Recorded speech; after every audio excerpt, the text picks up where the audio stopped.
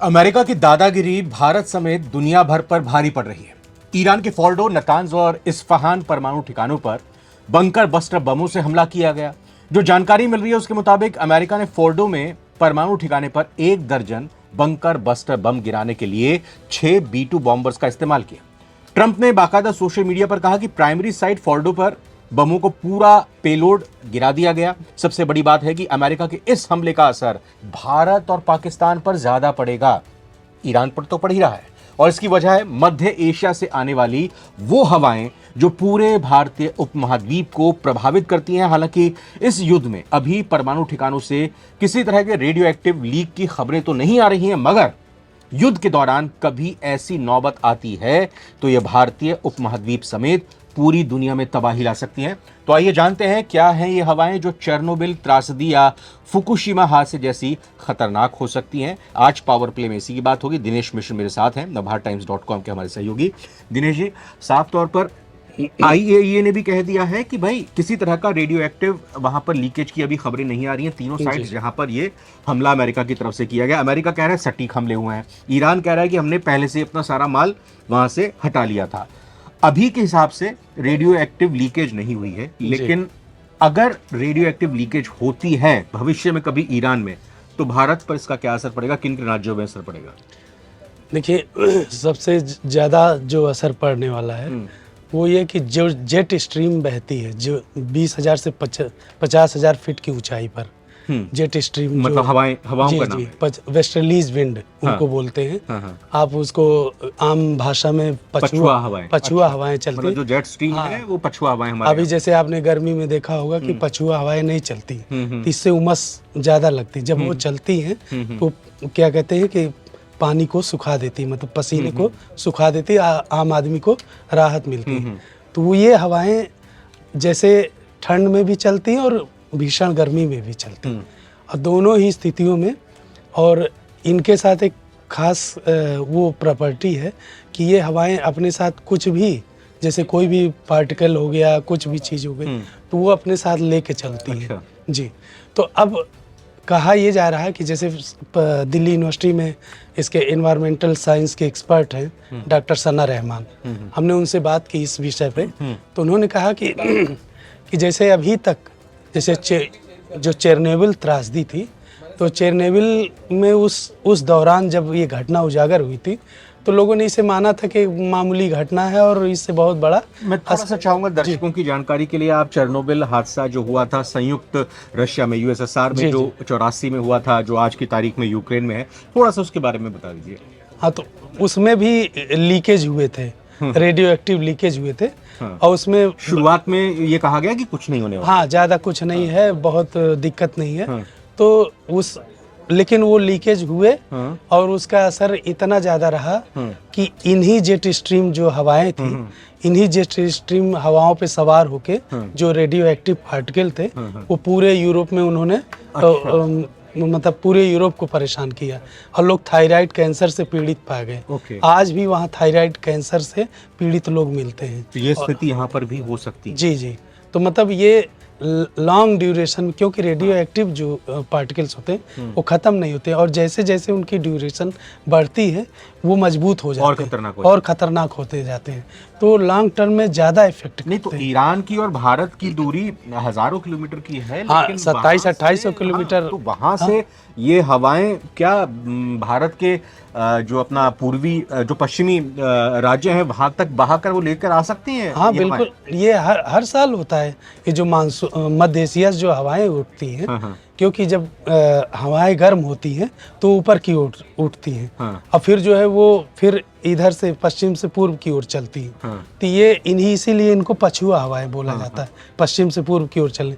तो भारत जैसे पूर्व का देश माना जाता है, पूर्व का देश, तो इसीलिए ये इन हवाओं को ज़्यादा खतरनाक माना जाता है कि अगर लीक हुआ तो ऐसा नहीं कि सिर्फ ईरान को असर होगा या उसके आसपास के देशों का असर होगा, उससे भारत, पाकिस्तान, दक्षिण एशिया, चीन, अफगानिस्तान, सब उसकी जद में आएंगे, सब प्रभाव, सब जगह उसका असर पड़ेगा। तो इसलिए इसे एक्सपर्ट मतलब एक खतरनाक साइन बता रहे हैं कि अगर ऐसा हुआ तो ये फिर एक और चेरनोबिल जैसा अमेरिका और इजराइल ईरान के पूर्व में पड़ते हैं, जी। माफ कीजिएगा, वो ईरान के पश्चिम पड़ते हैं, जी तो उनको तो असर नहीं पड़ेगा अगर वहां पे लीकेज होती है, तो हवाएं तो इसी तरफ की जी जी आएंगी। जी, इधर ज्यादा अगर असर जो पड़ेगा। जो एक तरह से कहीं गुनहगार हैं हाँ। इस पूरी स्थिति के, उन देशों में कुछ नहीं असर पड़ेगा। अगर रेडियो एक्टिविटी लीकेज की कोई बात आती है, ईश्वर ऐसा ना करे हो, जी। तो भारत पर भी असर पड़ेगा। भारत पर ज्यादा असर, भारत पाकिस्तान मतलब दक्षिण एशियाई देशों पे ज्यादा असर पड़ेगा।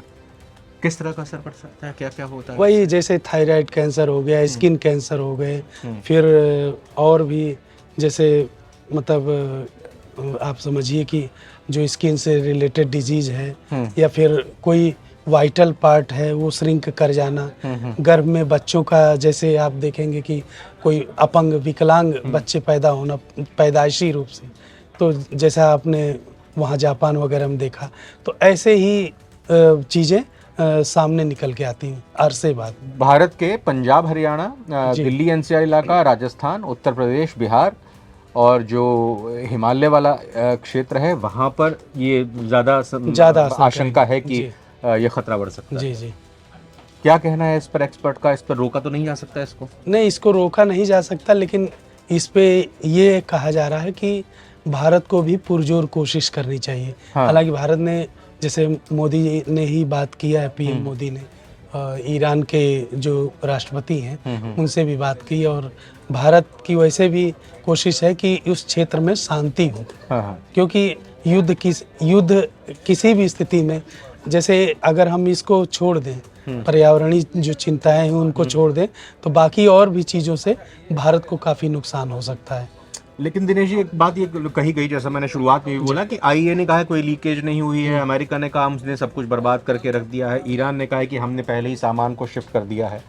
अब अगर अमेरिका के ट्रम्प के दावे को सही माना जाए कि हमने वहां पर बर्बाद कर दिया, नष्ट कर दिया, अगर क्या ये जो रेडियो एक्टिविटी होती है, लीकेज होती है, ये तुरंत ही आ जाती हैं इसकी, या उसमें थोड़ा सा समय लगता है? नहीं, और एक और चीज इसमें जोड़ूंगा आपको रोककर, कि वहां पर भूकंप के झटके भी महसूस किए गए इस हमले के बाद और उससे पहले भी, तो उसको हम कैसे कनेक्ट करें कि कुछ ना कुछ गड़बड़ हुई है? नहीं, न्यूक्लियर साइट पे जैसे हमले होते हैं तो झटके मतलब महसूस किए जाते हैं, लेकिन अब वो किस तरह के झटके थे, क्या थे, वो तो एक्सपर्ट ही बता सकते हैं। जो न्यूक्लियर एक्सपर्ट हैं वो बता सकते हैं कि क्या हुआ होगा।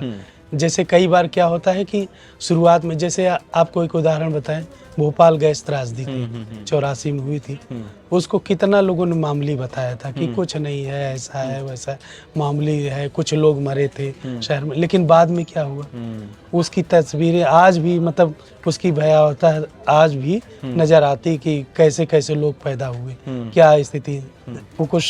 जापान में देखिए, फुकुशिमा हो गया, नागासाकी, हिरोशिमा हो गया, ये सब इनके असर आज भी देखे जा रहे हैं, ख़त्म नहीं हुए हैं कि आप 100% कह दें कि पूरी तरह ख़त्म हो जाए, क्योंकि ये कभी ख़त्म ही नहीं होते हैं। ये ऐसे पार्टिकल हैं कि दिनों दिन और इनरिच होते हैं, तो इसीलिए इसको मतलब जो सबसे बढ़िया तरीका माना जाता है कि भाई युद्ध ना हो, और युद्ध अगर हो भी तो परमाणु युद्ध ना हो, परमाणु ठिकानों पे हमले ना हो। अब अंतर्राष्ट्रीय ऊर्जा एजेंसी है, वो क्या है, अमेरिका की ही जितनी बड़ी संस्थाएं हैं अंतर्राष्ट्रीय सब अमेरिका के पीछे लगी, अमेरिका उनको पैसे देता भर भर के, तो उन्हीं के अनुसार काम करती, वैसे ही बयान देती। मामला तब खुलता जब स्थिति हाथ से निकल जाती, तो अपने आप दुनिया में फैल जाती कि अरे ये तो बहुत गड़बड़ मामला हो गया था, आईएए ने छुपाया, उसने छुपाया। अब इतना बड़ा बवाल खड़ा किया जा रहा है, लेकिन उस बवाल के पीछे कोई भी ठोस कारण नहीं बताया जा रहा कि ईरान पे हमले क्यों हो रहे हैं, क्यों किए जा रहे हैं।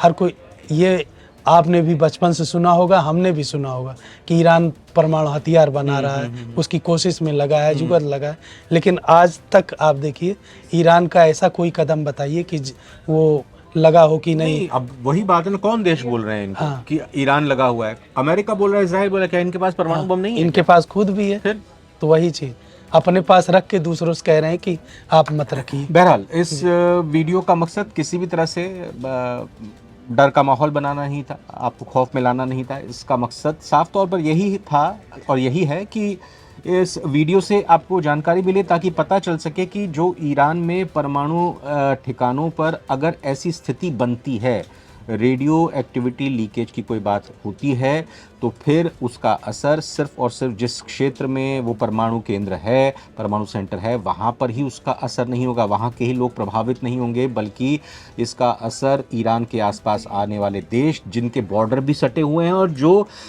ईरान से एक ये कहें कि 2000, 3000, 4000 किलोमीटर तक की दूरी पर भी है, जिसमें भारत और चीन भी शामिल है, वो भी प्रभावित हो सकते हैं। इसलिए पूरी समूची बिरादरी को, अंतर्राष्ट्रीय बिरादरी को, सभी देशों को खुलकर सामने आना चाहिए और ये नहीं देखना चाहिए कि हम ईरान के साथ हैं, खिलाफ हैं, अमेरिका के साथ हैं, खिलाफ हैं। हम मानवता के साथ हैं, हम युद्ध के खिलाफ धरती के साथ हैं और बिल्कुल कम से कम इस युद्ध को तुरंत बंद करके चीज़ों को समस्या का हल निकालने की कोशिश बातचीत से करनी चाहिए। दिनेश जी, बहुत बहुत धन्यवाद आपका। और इस वीडियो में फिलहाल इतना ही। आपने पावर प्ले की इस वीडियो को ज़रूर लाइक कीजिएगा। जो हमारी कमी होगी उसको भी आप कमेंट के जरिए बताइएगा। आगे और वीडियोज़ आपके लिए लेकर आएंगे। फिलहाल बहुत बहुत धन्यवाद।